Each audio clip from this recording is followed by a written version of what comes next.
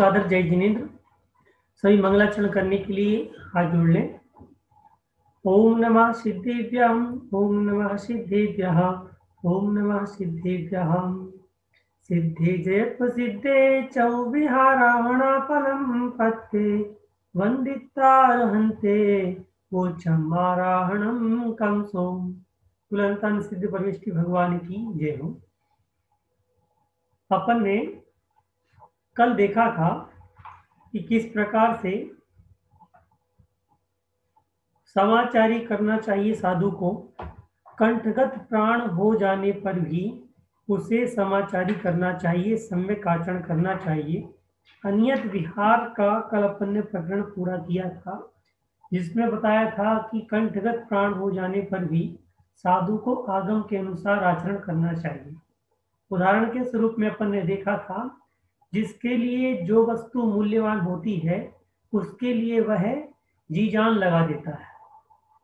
तो साधु के लिए साधु का आचरण चरित्र मूल्यवान है, तो वो उसके लिए जान लगा देता है, चाहे प्राण चले जाए परंतु चरित्र नहीं जाना चाहिए।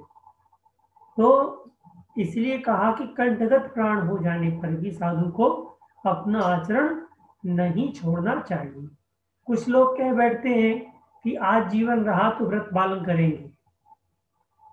कुछ कहते हैं कि आज जीवन रहा तो व्रत पालन कर पाएंगे, और जीवन नहीं रहा तो व्रत कैसे पालन करेंगे। उनके लिए आचार्य ने साफ साफ ये कह दिया कि कंठगत प्राण हो जाने पर भी साधु को आचरण नहीं छोड़ना चाहिए। देखिए, जीवन के 40 वर्ष जो आचरण में व्यतीत किए हैं, एक साधु जो हैं आचार्य बन गए। आचार्य बनने के बाद उनको कोई बीमारी आ गई। अब बीमारी आने के बाद उन्होंने दीक्षा छेद कर दी, और दीक्षा छेद करने के बाद ऑपरेशन करा लिया। ऑपरेशन कराने के बाद अपने ही शिष्य से क्षुल्लक दीक्षा ले ली, और क्षुल्लक दीक्षा लेने के बाद 2-4-6 महीने के बाद उनका समाधि मरण हो गया। अब बताइए, 2-4-6 महीने के लिए उन्होंने 30-35 साल की दीक्षा, आचार्य पद सब कुछ छोड़ दिया, और फिर अपने शिष्य से क्षुल्लक दीक्षा लेके समाधि मरण ले ली। तो अब बताइए, ऐसे साधु के लिए, उदाहरण के स्वरूप बता रहा हूं, ऐसे साधु के लिए दीक्षा छेदना उचित था या समाधि संलेखना लेना उचित था? क्या उचित था? तो वो यहां पर उस बारे में बात कर रहे हैं कि साधु के लिए मूल्यवान क्या है, और अपने स्वयं का आकलन साधु को स्वयं करना है। कोई दूसरा आकलन नहीं कर रहा है, साधु को स्वयं आकलन करना है, उसके लिए मूल्यवान क्या चीज है। अब आज देखते हैं, परिणाम अधिकार देखते हैं, चालू करते हैं कि साधु को किस प्रकार से परिणाम को धारण करना चाहिए, क्योंकि साधु को सब कुछ शिक्षा दे रहे हैं। संलेखना धारण करने से पूर्व साधु को संलेखना की सारी विधि, क्या परिणाम तुम्हारे हो सकते हैं, परिणाम बिगड़ भी सकते हैं, यहाँ इस प्रकार की तकलीफ भी हो सकती है, ऐसी कठिन परिस्थिति में भी तुम क्या संलेखना के लिए भाव रखते हो, ये सारी चीजें बताने के बाद लास्ट में पूछेंगे अब संलेखना लेनी है। अब यदि वो संलेखना लेने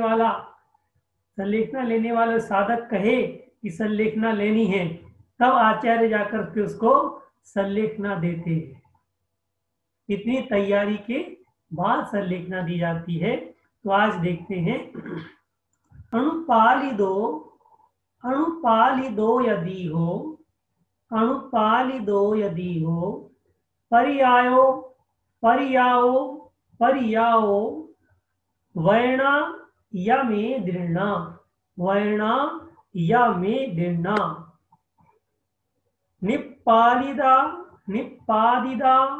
निप्पादिदा या शिष्या सेयं खलु कादुम।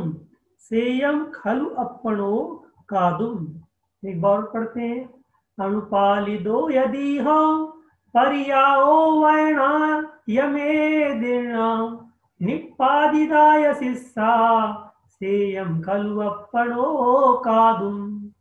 यहां पर कहते हैं,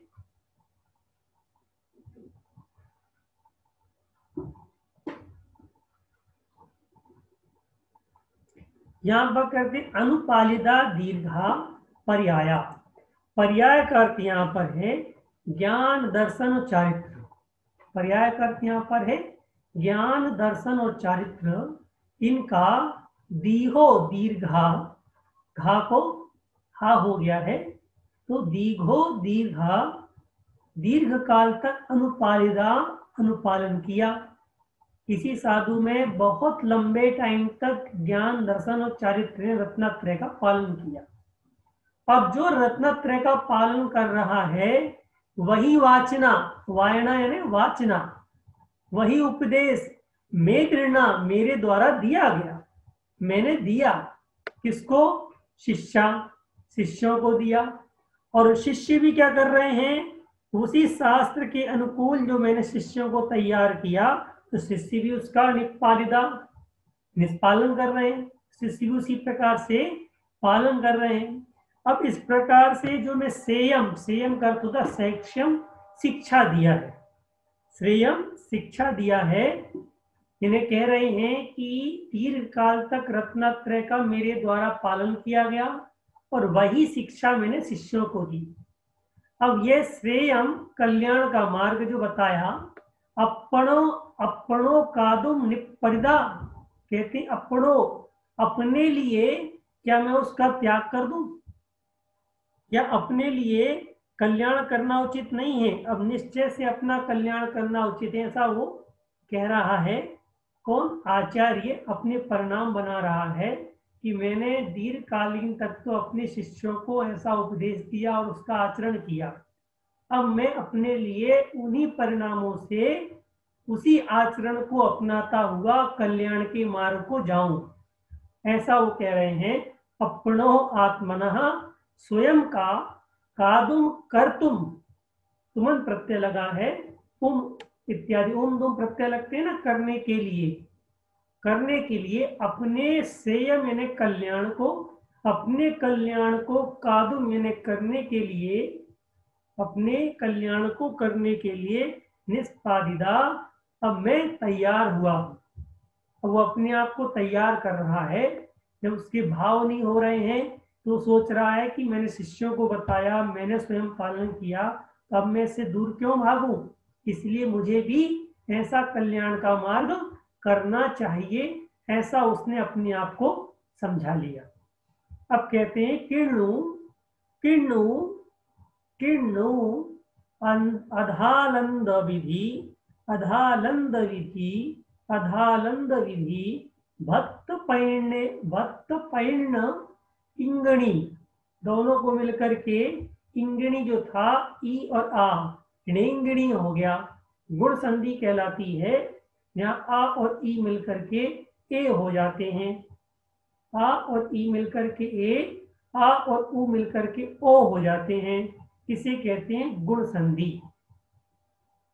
आ के बाद यदि ई आ जाए तो अब आ और ई मिलकर के ए बन जाते हैं, और आ के बाद उ आ जाए तो आ और उ मिलकर के ओ हो जाते हैं। इसे कहते हैं गुण संधि। इसे क्या कहते हैं? गुण संधि। तो गुण दो होते हैं, ए और ओ, ठीक है। यहाँ पर गुण संधि हुई है, भक्त पैण्येंगिणी, भक्त पैण्येंगिणी या परिहारो, पादोवगमन, पादोवगमन, जिणकम्पियम, जिणकप्पियम, जिणकप्पियम च विहरामि परिवन्नो, विहरामि परिवन्नो। यहाँ पर कहते हैं किण्णु, किण्णु अधालंद विधि, भक्त पैण्येंगिणी परिहारो, पादो विगमन जिणकप्पियम च विहरामि परिवन्नो।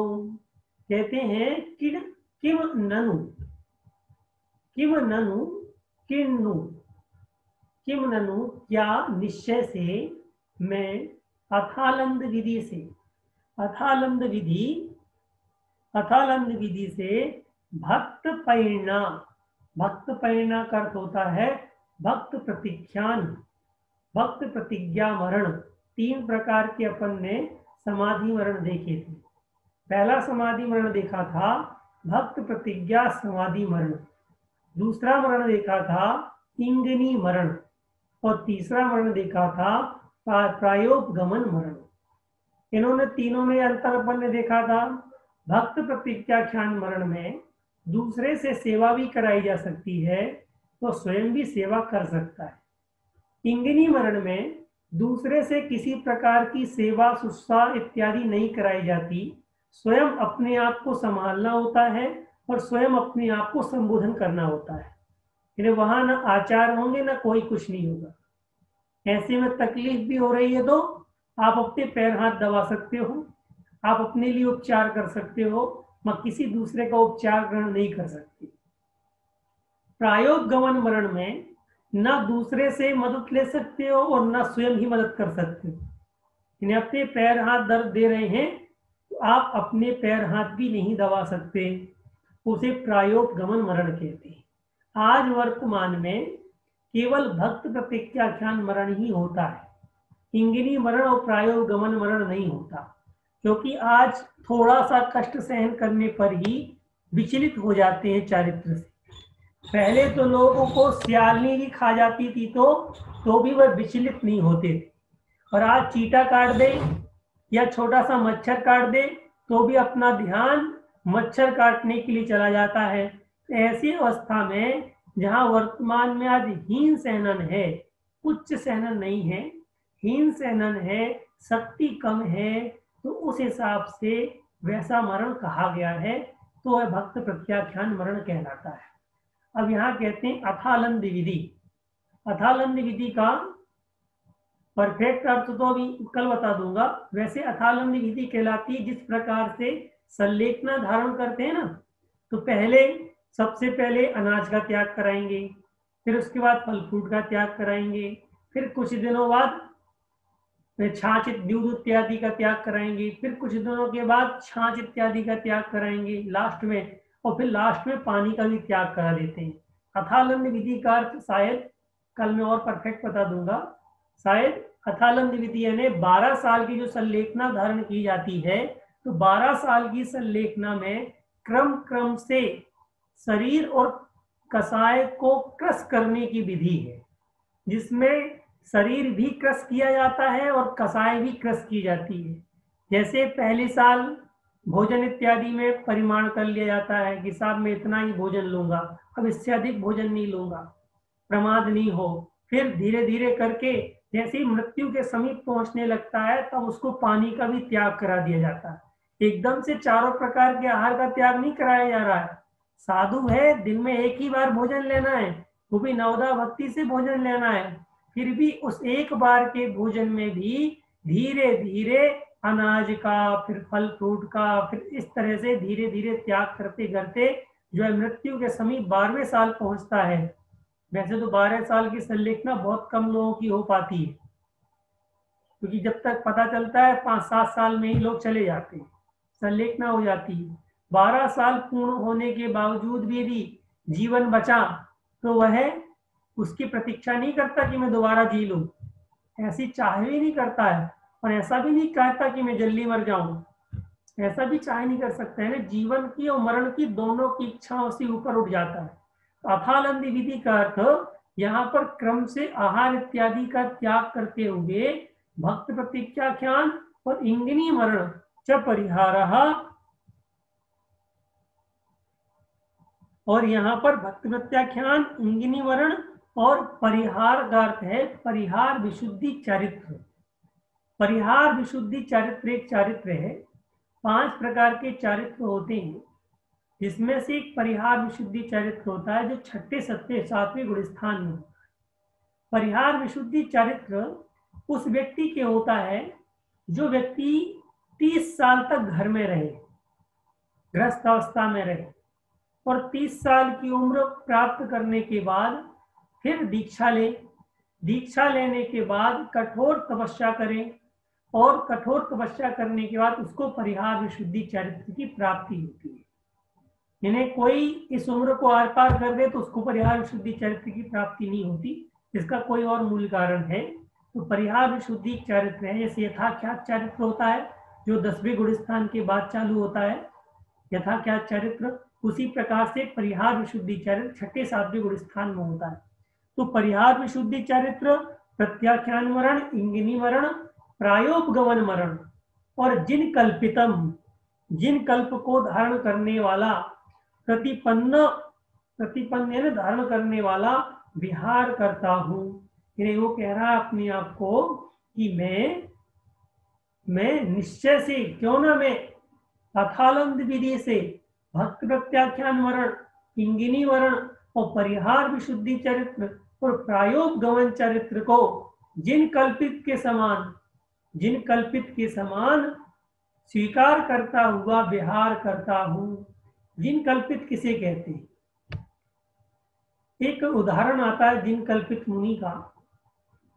एक बार एक मुनि महाराज होते हैं, उनके पिता वो राजा होते हैं और उनकी डेथ हो जाती है। तो उसको अपने पिता की मृत्यु के बाद वैराग्य आ जाता है और वो दीक्षा ले लेते हैं। दीक्षा लेने के बाद उनकी एक बहन और माता थी, तो वो अपने राजमहल में रहती थी। एक बार क्या हुआ कि वो किसी तीर्थ क्षेत्र के लिए यात्रा करने के लिए जा रही थी और वहां दो मार्ग मिले। और वहां दो मार्ग मिलने के बाद उन्होंने विचार किया किस मार्ग से जाएं, क्योंकि यहाँ जंगल में डाकुओं का ज्यादा भय है, किस मार्ग से जाऊं। तो सामने देखते एक मुनि महाराज बैठे हुए थे। मुनि महाराज बैठे हुए थे, उनकी जाकर के नमस्कार किया और नमस्कार करने के बाद उनकी कुशल छेप पूछी।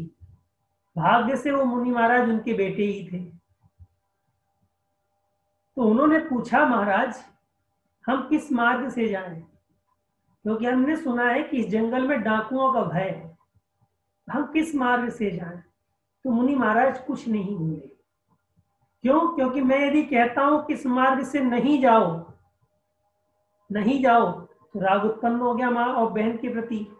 तो यदि मैं कहता हूं किस मार्ग से जाओ तो द्वेष उत्पन्न, लोग कहेंगे बताओ बेटा होकर के अपनी माँ को सलाह देता कि डाकुओं के यहाँ जाओ। तो उन्होंने कुछ नहीं कहा और कुछ नहीं कहा।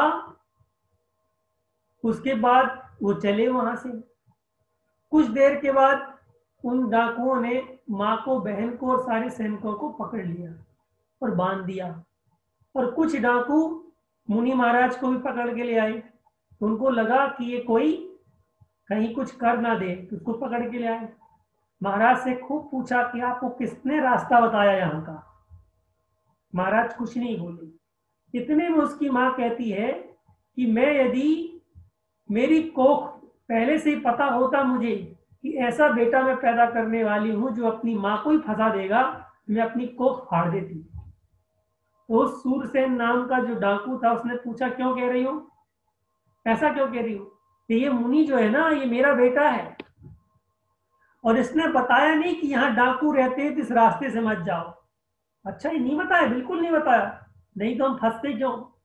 तो उस डाकू ने सोचा कि ऐसे मुनि महाराज जो अपने परिवार से ना राग करते हैं, ना द्वेष करते हैं, ना दुनियादारी से कोई मतलब नहीं है, अपनी आत्मा में लीन रहते हैं, ऐसे मुनि महाराज को हमने बंदी बना के रखा है। उन सब 500 डाकुओं को वैराग्य उत्पन्न हो गया और माँ बहन को छोड़ दिया कि माँ तू धन्य है जो ऐसे साधु को तूने पैदा किया, जो घर छोड़ने के बाद घर वापसी का रास्ता नहीं देख रहे हैं। और आखिरकार माँ बहन को छोड़ दिया और 500 जो चोर थे, डाकू थे, वो उन्हीं मुनि महाराज के पास जाकर दीक्षा ले ली और वह जिन कल्पित मुनि महाराज कहलाए। यानी जिनेंद्र भगवान के द्वारा जो मार्ग बतलाया गया है उससे टस से मस ना होना, राग द्वेष ना करना, ऐसे जिन कल्पित कहलाते हैं मुनि। तो वो कह रहे हैं कि मुनि महाराज जो आचार्य जो संलेखना लेने के लिए जा रहे हैं तो परिणाम कर रहे हैं कि क्यों ना मैं अथालंद विधि से भक्त प्रतिज्ञाख्यान मरण लूं, इंगिनी मरण धारण करूं, या परिहार विशुद्धि चरित्र का पालन करते हुए मरूं, या प्रायोगमन करते हुए मरूं, या संग से और सभी लोगों से राग द्वेष त्याग करके जिन कल्पित साधु होकर के विचरण करूं। जिन कल्पित साधु का अर्थ जहां राग द्वेष से रहित है वहीं पर जिन कल्पित साधु उसे भी कहते हैं देखिए यहाँ पर 3 प्रकार के मरण आए, भक्त प्रतिज्ञाख्यान मरण, इंगिनी मरण और प्रायोगमन मरण। परंतु परिहार विशुद्धि चरित्र और जिन कल्पित का नाम क्यों आया? बात तो मरण की कर रहे हैं ना। इसलिए आया कि परिहार विशुद्धि चरित्र वाले और जिन कल्पित मुनि महाराज एकाकी विहारी होते हैं, संघ के साथ नहीं होता, उनका कोई संघ नहीं होता। जब वो द्वादशांग के पाठी हो जाते हैं और उन्हें अपने चरित्र पर पूर्ण विश्वास हो जाता है कि मैं किसी भी परिस्थिति में अपने चरित्र से भ्रष्ट नहीं होऊंगा, चाहे भले सल्लेख ना हो जाए, जब ऐसा पूर्ण निश्चित हो जाता है तब वह अपने संघ से पृथक होकर के अकेले विचरण करते। आज वर्तमान में साधु को अकेला विचरण करने के लिए मनाही है। क्यों? क्योंकि इंगिनी मरण, परिहार विशुद्धि चरित्र, प्रायोग गमन और जिन कल्पित चरित्र, जिन कल्पित मुनि महाराज आज वर्तमान में नहीं होते। इस कारण से मूलाचार इत्यादि आचरण संबंधी, साधुओं के आचरण संबंधी सिद्धांतों में कहा है कि साधु को अकेला विचरण नहीं करना चाहिए, अपने साथ एक साधु जरूर रखना चाहिए, जिससे कि कभी परिणामों में हीनता आए तो साथ वाले साधु के चरित्र को देख करके पुनः अपने चरित्र में स्थिर हो जाएं। और अकेले रहेंगे तो साधु साथ में है नहीं, फिर मनमर्जी करो, जैसा चरित्र पालन करना कोई नहीं देखने वाला। श्रावकों को पता नहीं होता है, वो तो यही सोचते हैं महाराज हैं, जैसा ये कहेंगे वही सत्य है, वो तो यही सोचते हैं श्रावक। इसलिए अकेला साधु स्वच्छंदी हो जाता है। इसलिए अकेला साधु आज वर्तमान में पंचम काल में अकेले साधु का विचरण निषेध किया गया है। तो परिहार विशुद्धि और जिन कल्पित जो होते हैं वो एकाकी होते हैं, राग द्वेष से परे होते हैं और अपने चरित्र में अडिग होते हैं। इसलिए वो विचार कर रहे हैं आचार्य महाराज कि अब मैं अपने संग को छोड़कर एकाकी हो जाऊं। 30 साल, 35 साल, 40 साल, 60 साल, पहले आयु बहुत लंबी होती थी ना, 60 साल 70 साल तक की उम्र तक पूरे संघ का निर्वाह किया। अब ऐसा लगता है कि मैं संघ को छोड़ करके आत्म ध्यान करने के लिए एकाकी हो जाऊं। अब एकाकी हो गए तो इंगिनी मरण, प्रायोग गमन, परिहार विशुद्धि, जिन कल्पित सब हो सकते हैं।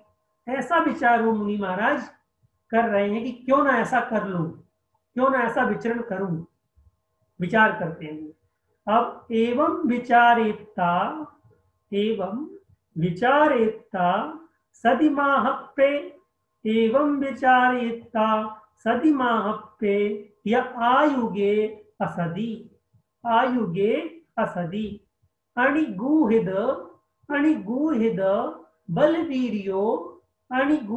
बलवीर्यो कुणति मदिम भक्त बो शरणे, कुणति मदिम भक्त बो शरणे। एक बार पढ़ते हैं।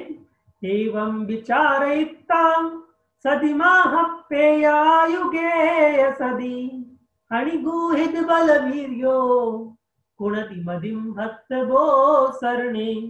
यहां पर कहते हैं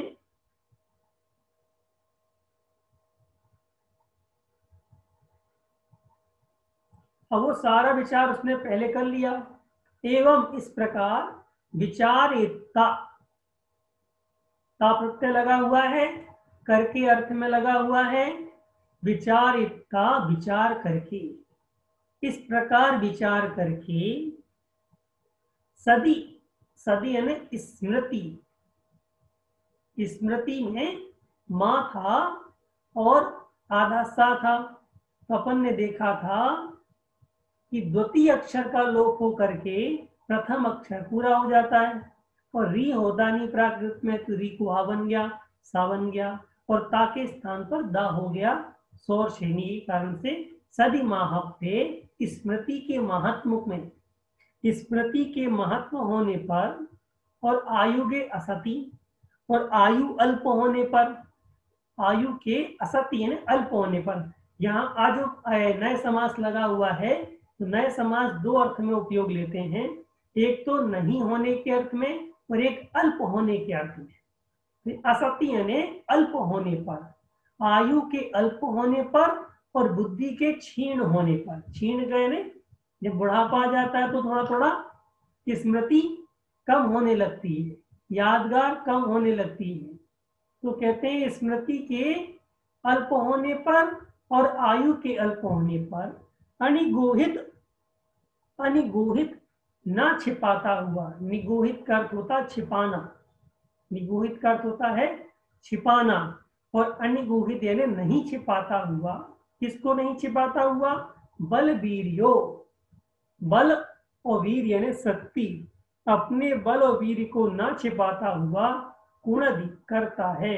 क्या करता है? मतिम, अपनी बुद्धि को करता है। किसमें करता है? भक्त बोसरने, बोसरण का अर्थ भी यहाँ प्रतिज्ञा है, भक्त प्रतीक्षाख्यान। बोसरण का अर्थ होता है त्याग करना, बोसरण का अर्थ क्या है? त्याग करना, और प्रत्याख्यान का अर्थ भी त्याग करना है। यहाँ पर भक्त प्रत्याख्यान मरण में अपनी मति करता है। और उसने देखा सब जगह कि 3 प्रकार के मरण बताए, परिहार विशुद्धि चरित्र बताया, जिन कल्पित मुनि बताया।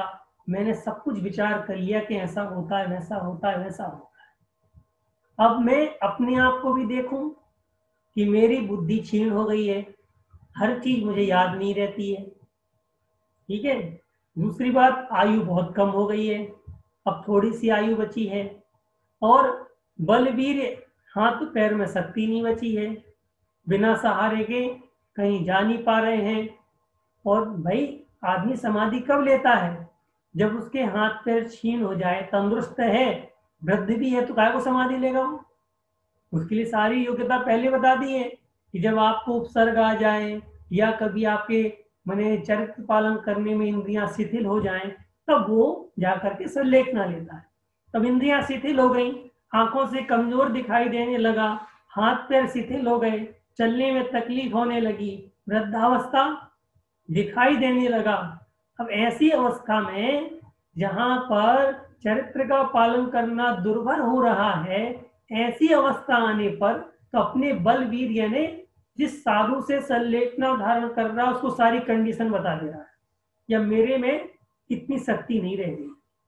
नहीं तो आप कह दो अभी तपस्या करने बैठ जाओ, अब मेरे पास नहीं है इतनी शक्ति, तो कैसे करूंगा मैं? तो अपनी शक्ति को नहीं छिपाता हुआ इन 5 प्रकार जो ऊपर कहे गए थे, उन सभी में से उसने भक्त प्रतीक्षाख्यान मरण का चयन किया कि साहब मेरी शक्ति, मेरा शरीर का सामर्थ्य, मेरी स्मृति और मेरी आयु जो है भक्त प्रत्याख्यान मरण के लिए उपयुक्त है, इसलिए मुझे भक्त प्रत्याख्यान मरण करना चाहिए।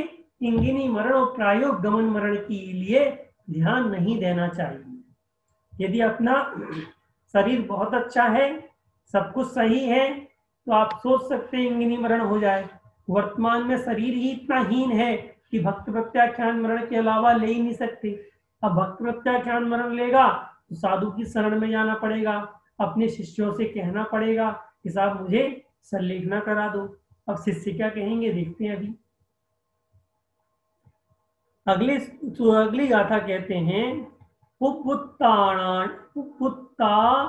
नर्णदरे, पुबुत्ता नर्णदरे, पुबुत्ता नर्णदरे, सल्लेहण कारणे समुपपर्णे, कसल्लेहण कारणे समुपपर्णे, तहचेव तहचेव करिज्य तहचेव करिज्यमतिम, तहचेव करिज्यमतिम, भक्त पैणाए निच्छेदो निच्छेदो निच्छेदो।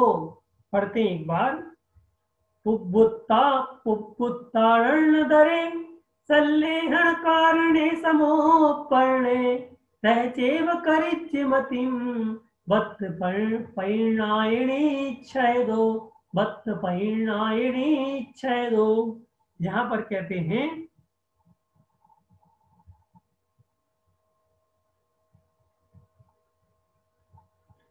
पुब्बुत्ता, पूर्व में कहे गए, पूर्वोक्ता नाम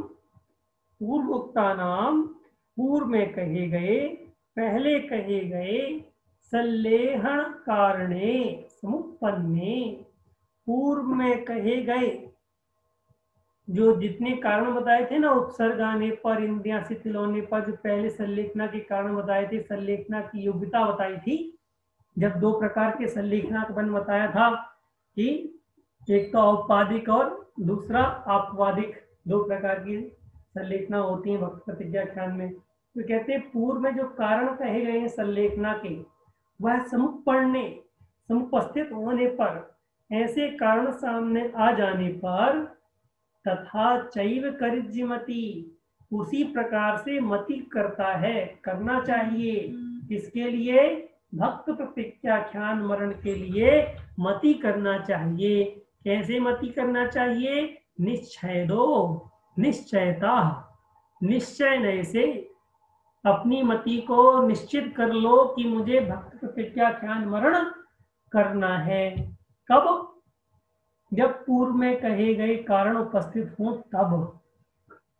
ऐसा नहीं कि मरने की इच्छा हो ये जाकर के संलेखना लेंगे, नहीं। जब परिस्थिति निपटने की है, यानी जिन परिस्थितियों से आप उभर सकते हैं, जिन परिस्थितियों के सामने आने पर आप उनसे लड़ सकते हैं, उनसे मुकाबला कर सकते हैं, ऐसी परिस्थिति संलेखना की नहीं होती। संलेखना की परिस्थिति जब कि जीवन असंभावी हो जाए, इन्हें जीवन बचने की कोई संभावना ना रहे, ऐसी स्थिति पर संलेखना धारण करनी चाहिए। ठीक है ना जी। तो यहां पर कहा पूर्वोक्तानाम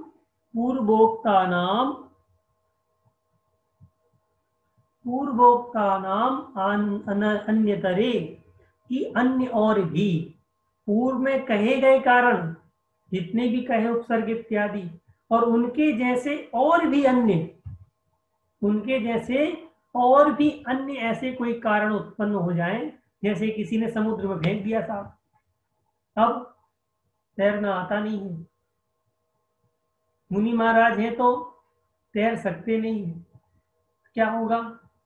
संलेखना धारण कर लेंगे कि जब तक मुझे इस आए हुए मुसीबत से छुटकारा नहीं मिलता, तब तक मैं अन्य जल का त्याग करता हूं। क्या होगा?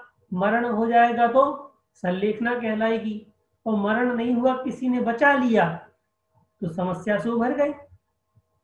ऐसे कई मुनि महाराजों ने संलेखना धारण की, कई मुनि महाराजों ने संलेखना धारण की। हर तीर्थंकर के काल में ऐसे 10 उपसर्ग केवली होते, प्रत्येक तीर्थंकर के काल में 10 उपसर्ग केवली होते हैं, जिन पर उपसर्ग आता है, और उपसर्ग आने के बाद कुछ मोक्ष चले जाते हैं और कुछ सर्वार्थ सिद्धि इत्यादि में देव बन जाते हैं।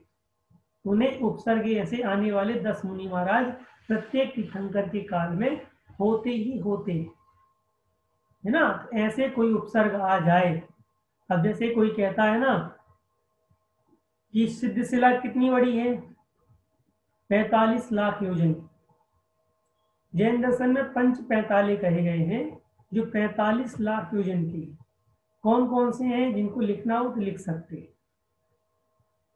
पहला है सिद्धशिला, 45 लाख योजन का। दूसरा है सिद्ध क्षेत्र, 45 लाख योजन का। तीसरा है पहले स्वर्ग का पहला विमान, जिसका नाम है ऋजु विमान, वो 45 लाख योजन का है। चौथा है ढाई द्वीप, 45 लाख योजन की, जिसमें जम्बू द्वीप, धाती खंड और पुष्करार की ढाई द्वीप तक 45 लाख योजन की। और पांचवा है पहले नरक का पहला सीमंतक बिल, ये भी 45 लाख योजन का होता है। बिल जिसमें नारकी पैदा होते हैं, गिरते हैं, 45 लाख योजन का लंबा चौड़ा होता है एक बिल। ये 5 45 कहलाते हैं।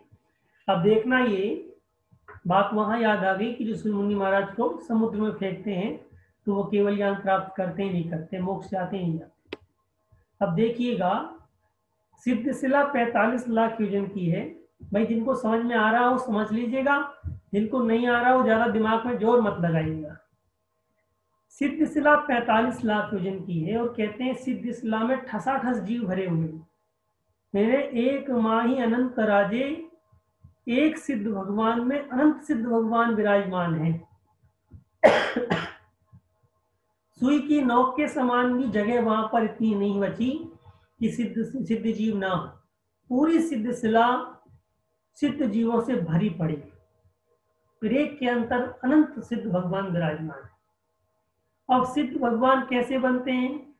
जब पृथ्वी से कोई जीव मोक्ष जाता वो सीधा जाता ऊपर, 1 इंच भी यहां से वहां नहीं होता, सीधा मोक्ष जाता है। तो नीचे से जो सीधे मोक्ष गए हैं और 45 लाख योजन ऊपर भरे हुए हैं, तो नीचे भी 45 लाख योजन होगा नीचे, तो सीधे गए। तो नीचे 45 लाख कौन सा? 2.5 द्वीप। और उस 2.5 द्वीप में कर्म क्षेत्र भी है, बहुभूमि भी है, द्वीप भी है, समुद्र भी है। तो समुद्र से कहां से मोक्ष जाएंगे? तो कहते हैं कोई देवता बैरी देव आकर के किन्हीं मुनि महाराज को उठाकर ले जाए और समुद्र में फेंक दे, और मुनि महाराज वहीं पर शुक्ल ध्यान लगाकर केवल ज्ञान प्राप्त करें और आयु के अंतिम समय मोक्ष चले जाएं, तो वो समुद्र से वहां मोक्ष चले जाते हैं। तो 2.5 द्वीप में जो लवण समुद्र और कालोदरी समुद्र है, उसके कण कण से मोक्ष गए, भूमि से कण कण से मोक्ष गए, तो पूरे 2.5 द्वीप से मोक्ष जाते हैं। तो कहने का अर्थ ये कि जो मुनि महाराज समुद्र में या अनजान जगह पर या जंगलों पर कोई देवता इत्यादि कोई बैरी पटक जाए, मुनि महाराज को उठा के ले जाए और पटक दे, अब मुनि महाराज क्या करेंगे? वहां क्या करेंगे? अनजान है, पूरा जंगल पड़ा हुआ है, शेर चीते इत्यादि है, कोई ऊपर से फेंक दिया। अब वहां पर वो संलेखना धारण करके मोक्ष की ओर जाते हैं। तो ऐसी बात इसलिए कह रहा हूं कि अपनी पूर्व में कहे गए तो है ही कारण, और भी कई ऐसे कारण जो आचार्य महाराज ने ना कहे हो और इस जैसे ही हो, और लगता है कि संलेखना लेने के बिल्कुल सटीक कारण हैं। ऐसे कारणों के उपस्थित होने पर अपनी मति को निश्चय से अपनी मति को भक्त प्रतिज्ञाख्यान में लगाना चाहिए, भक्त प्रतिज्ञाख्यान मरण में लगाना चाहिए। अब अगली गाथा कहते हैं यहां पर, जावया सुदीना नसदी, जावया सुदीना नसदी, जावया जोगा न मे पर्याहीना, जावया जोगा न मे पराहीना, जावया सड्डा जायदी, जावया सड्डा जायदी, इंद्रिय जोगा अपरिहीना, इंद्रिय जोगा अपरिहीना।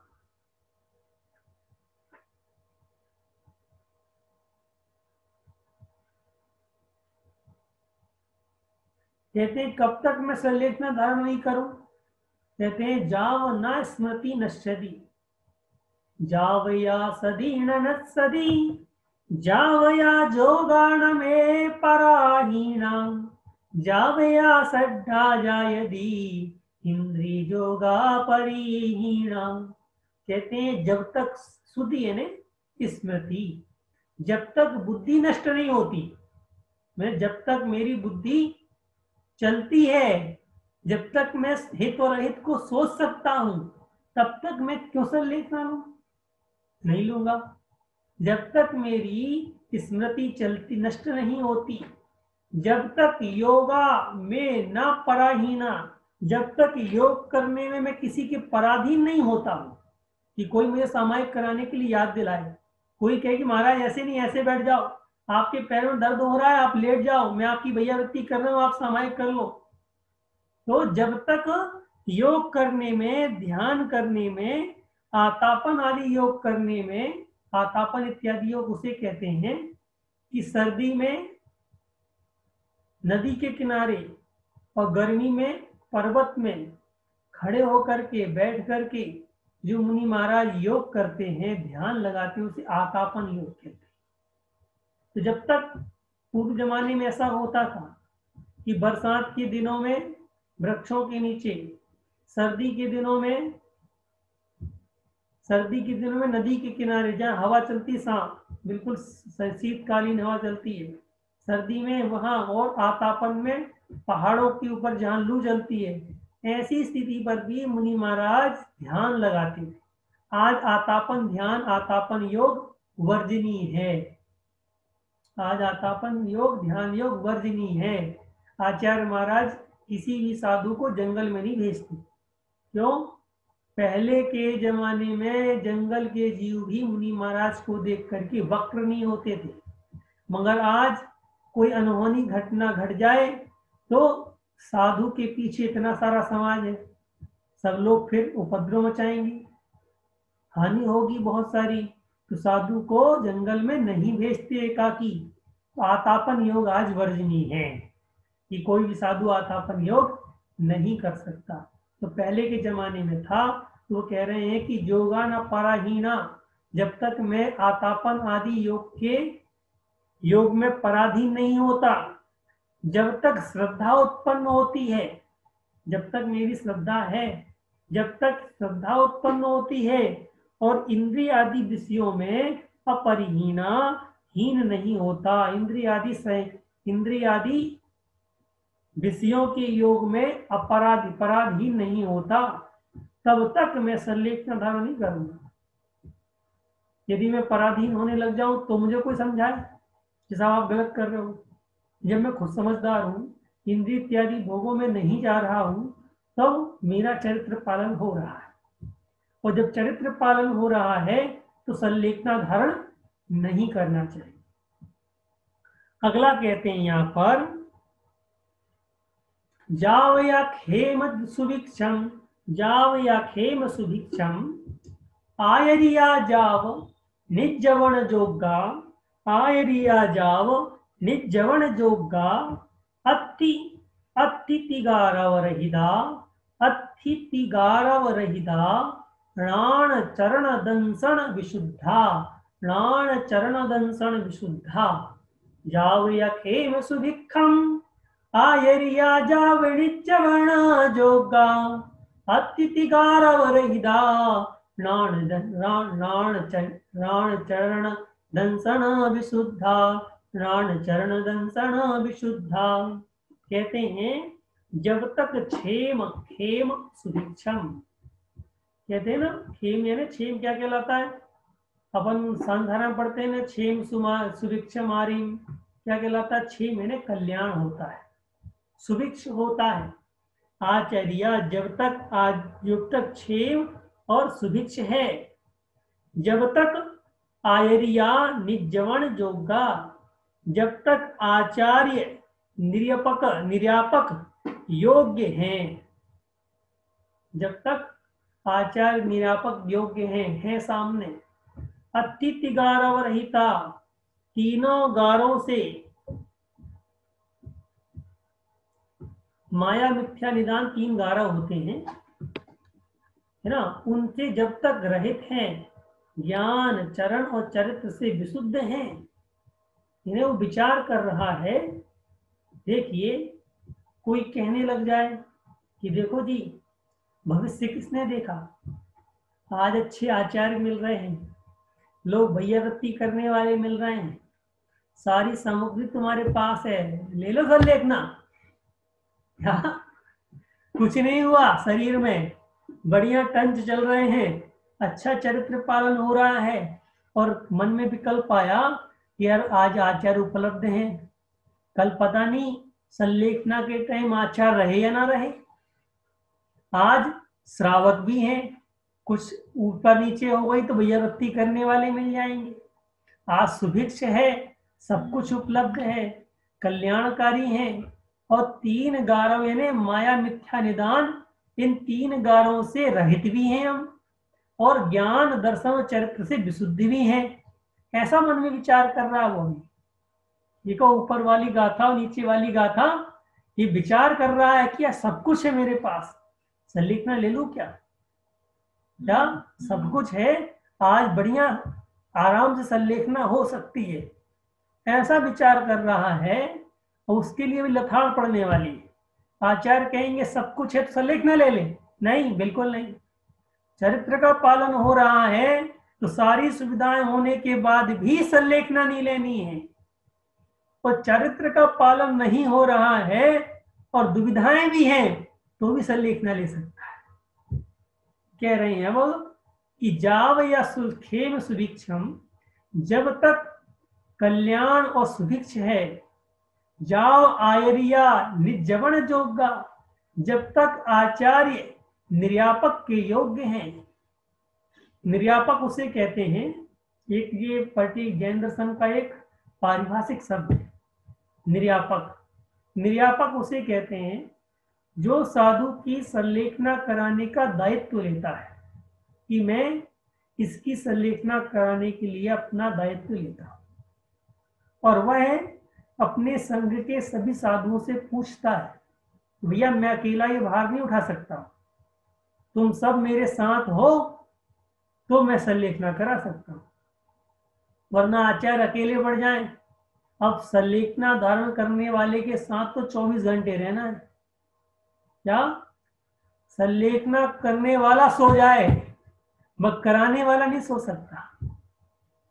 संलेखना करने वाला आहार के लिए उठ जाए कि साहब अंतिम आहार लेना है, परंतु कराने वाला नहीं ले सकता है। तो ऐसी स्थिति में अपने लिए स्वयं आहार करने जाना है तो अपने किसी योग्य शिष्य को बैठा के जाता है कि जब तक मैं आहार करके आता हूं तब तक तुम बैठो। यदि स्वयं सोने जाते हैं तो अपने दूसरे शिष्य की ड्यूटी लगा के जाते हैं, तुम इनके साथ बैठो।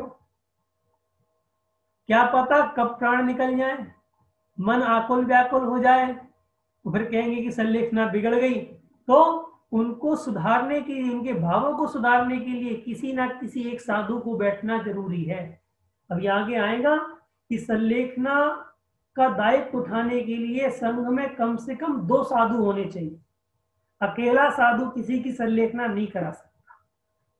2 साधु होने चाहिए, एक चला जाए तो दूसरा रहे, दूसरा चला जाए तो पहला वाला रहे, कोई ना कोई उस छपक के साथ रहना आवश्यक है। इसलिए कहा कि निर्यापक योग्य मिल रहे हैं। जब तक आचार्य निर्यापक योग्य हैं, जब तक 3 गारों से रहित ज्ञान चरित्र और दर्शन से विशुद्ध हूं मैं, तब तक। अब वो कहना आगे वाले श्लोक गाथा में, ताव खयम में कादुम, ताव खयम में कादुम शरीर निखेवणम, शरीर निखेवणम विदुपसत्थम, विदुपसत्थम समय पड़ाया हरणम, स्वयं समय पड़ाया हरणम भक्त पैर्णम नियम जन्नम, भक्त पैर्णम नियम जन्म, नियम जन्नम।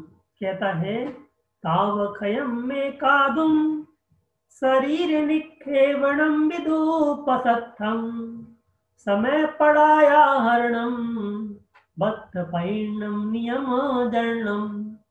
कहते हैं तब तक, ऊपर वाले जो साधन मिल रहे हैं जब तक, तब तक खयम में कादू,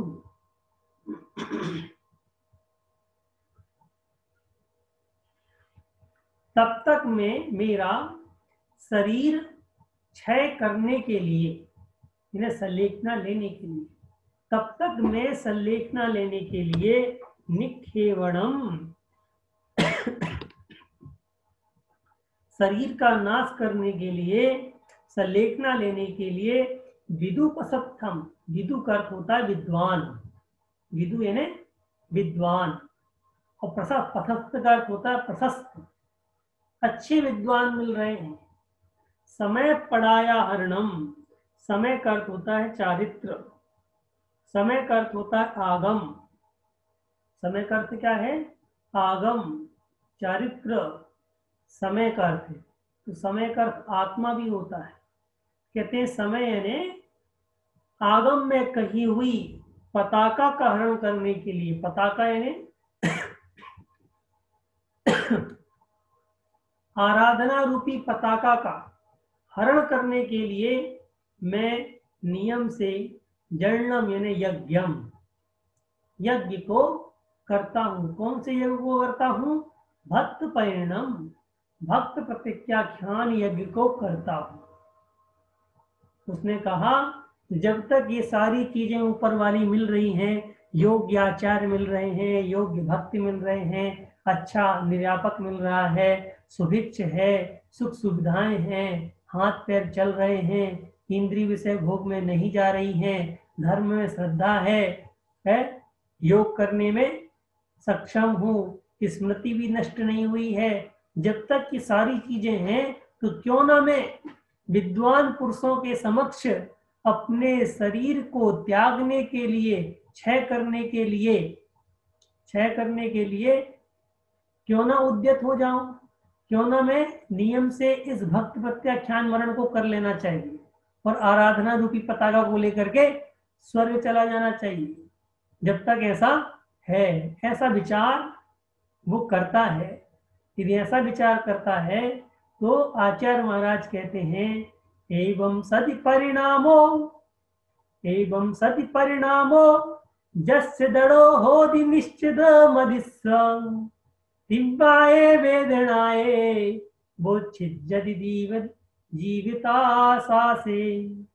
कहते हैं एवं सति परिणामो, इस प्रकार की स्मृति परिणाम जो सोच रहा है कि सब कुछ अच्छा है उसके बाद ही मरण कर लूं, ऐसा जिसके परिणाम होता है, ऐसा जो निश्चय करता है, दृढ़ निश्चय जो करता है, कौन? मरिष्य जस, ऐसा कोई बुद्धिमान पुरुष अपने परिणामों में ऐसा विचार लाता है कि मुझे ये सब सुख सुविधाएं मिल जाएं तो मैं मरण को प्राप्त हो जाऊं। कहते तिब्बाए वेदनाएं, ऐसे तीव्र वेदना से उसके, कहते हैं उसके से ने तस्य, उसके, जो व्यक्ति ऐसा सोच रहा है कि मैं सारी चीजें मुझे मिल गई तो मैं मरण को प्राप्त हो जाऊं, ऐसे व्यक्ति के तीव्र वेदनाएं जीवित आशा बोच्छिद्यति, तीव्र वेदना से जीवन की आशा नष्ट हो जाती है।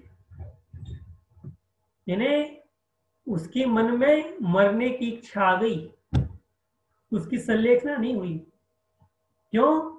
क्योंकि जीवन मिला था तुम्हें जीने के लिए, मरण तो एक, संलेखना तो एक विकल्प है कि जब आपको जीवन जीने की आशा खत्म हो गई हो तब संलेखना ली जाती है। परंतु जब जीवन जीने के पूरे अवसर मिल रहे हैं तब यदि कोई व्यक्ति मरण की इच्छा करता है तो वह जीवन जीने की इच्छा को त्यागता है, वो उसकी आत्महत्या है। क्या? उसकी आत्महत्या है। भाई श्रावक जो होता है घर में रहता है, तो घर में रहता है, सारी सुख सुविधाएं उसको मिलती हैं, और यदि किसी प्रकार का दुख होता है तो आत्महत्या कर लेता है।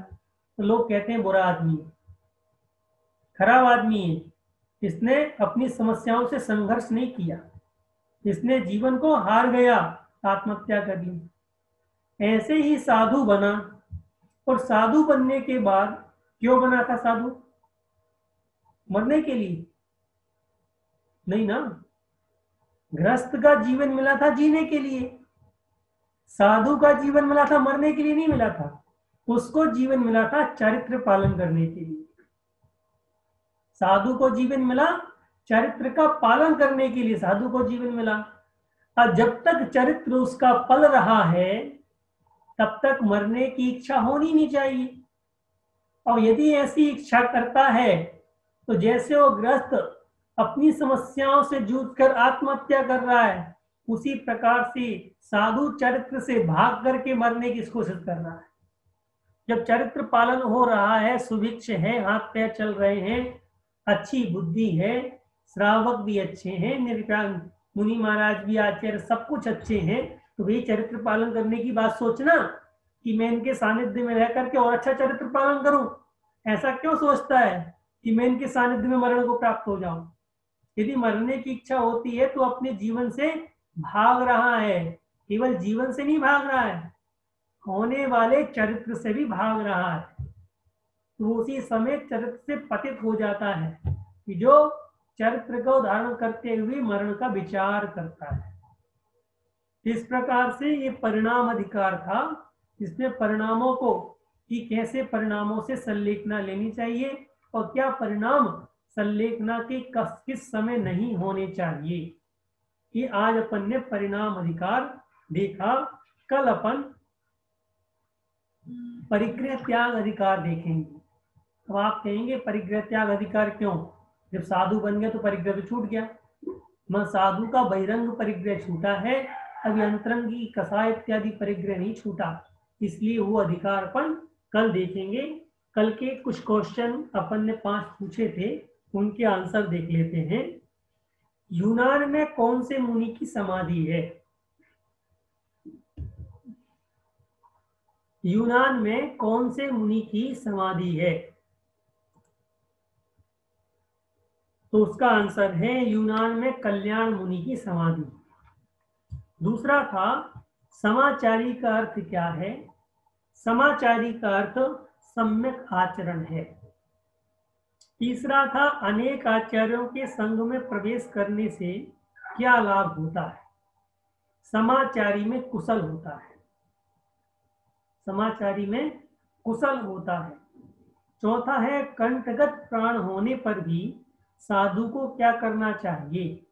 कंठगत प्राण होने पर भी साधु को आगम के अनुकूल आचरण करना चाहिए, आगम के अनुकूल आचरण करना चाहिए। पांचवा है संलेखना के योग्य कौन सा क्षेत्र होता है? उत्तर है संयमी जनों के लिए प्रासुक विहार और सुलभ वृत्ति। किसी ने वृत्ति जगह वर्ती कर दिया था, वर्ती नहीं है वृत्ति, वृत्ति कहने आहार इत्यादि चर्या है ना।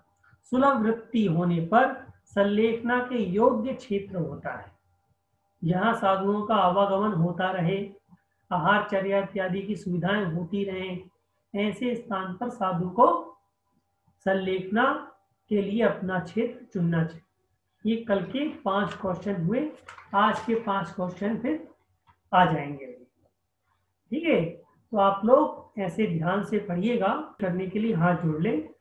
जा वाणी के ज्ञान ते सूझे लोकालो, सो वाणी मस्तक नमो सदा दे तुम डो। हे जिन वाणी भारती तो हे जपो दिन रेन, जो तेरा करणालय सो पावे सुख चैन। देव वजू अरिहंत को गुरु सेवा निर्गंत, दया धर्म पालू सदा यही मोक्ष का पंथ। 9 बार मोह का